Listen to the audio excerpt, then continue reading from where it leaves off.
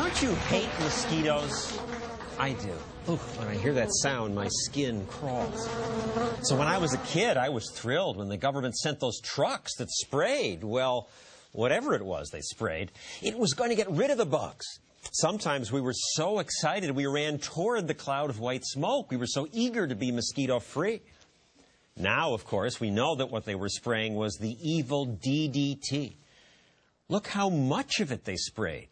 Much more, it turns out, than was needed to kill mosquitoes. And yet, none of us worried. We breathed in tons of the stuff.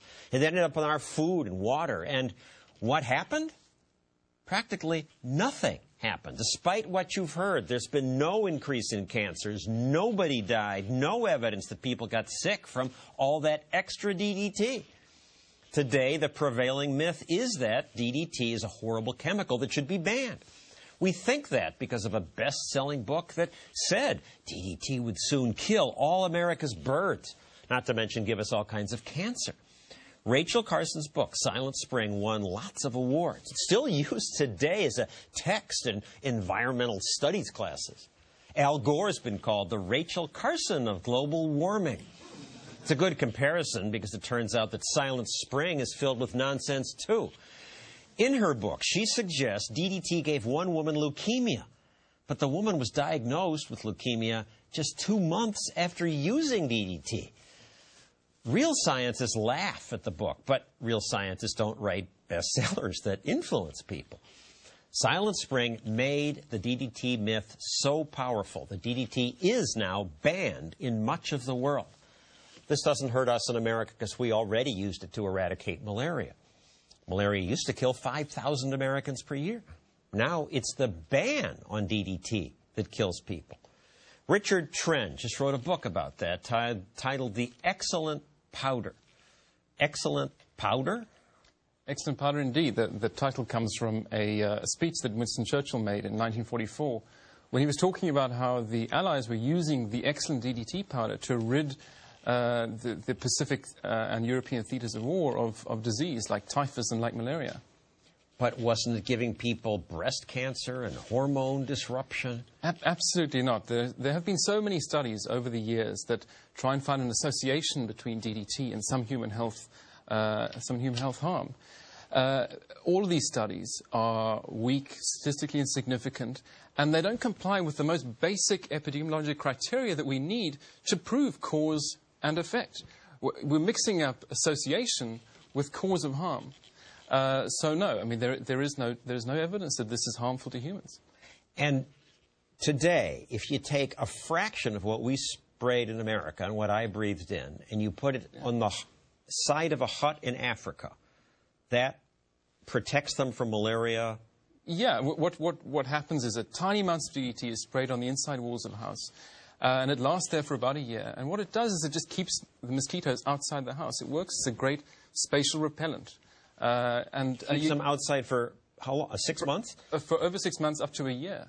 It's a great way of protecting people from mosquito bites. And yet some of these African countries say, no, we don't want this stuff.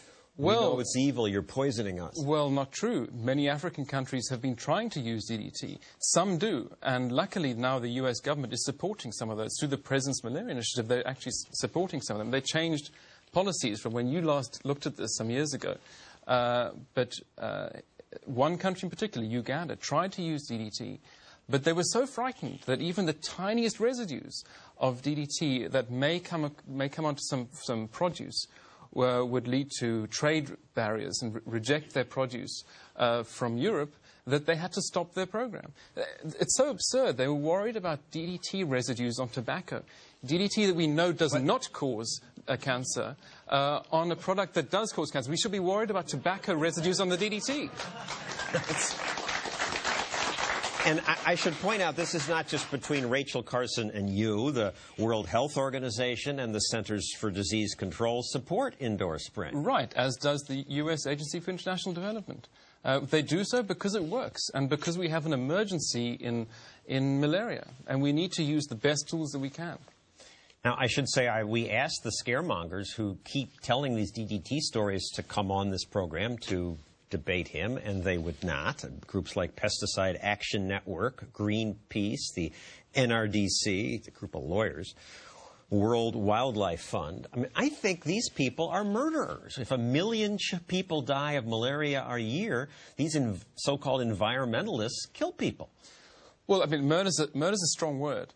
But what we do know is happening is that there's enormous pressure on governments and even on the WHO to stop the use of this chemical, and instead to promote some of these bizarre so-called environmentally friendly solutions, like planting trees around houses that may or may not repel mosquitoes, maybe using fish that may or may not eat mosquito larvae. These are some of the most naive... And they pay for drugs to treat malaria once people get it. That's fine, and we should be doing that, but it doesn't mean... there's no evidence that treating alone is a legitimate way of controlling malaria. We need both. We need prevention and treatment. But to try and foist these so-called environmentally friendly solutions is ridiculous. These are most half-baked ideas. And in fact, it's insulting to public health professionals that need effective chemical solutions. This is an insect-borne disease, and we need good insecticides. And they campaign against all insecticide use. World Malaria Day comes 3 days after Earth Day. Yeah. There wouldn't be a Malaria Day if it weren't for Earth Day. Right. You know, the anti-insecticide bias, the fear-mongering about DDT, and now that is about other insecticides as well, means that malaria control programs are left with fewer tools in their arsenal to fight this disease. And it doesn't just lead to the rise in malaria cases 20, 30, 40 years ago. It means that in the future now we have fewer insecticides and almost no investment in new tools. DDT is a great insecticide, but we need new chemicals. And there's just been no investment whatsoever in the search for these new tools.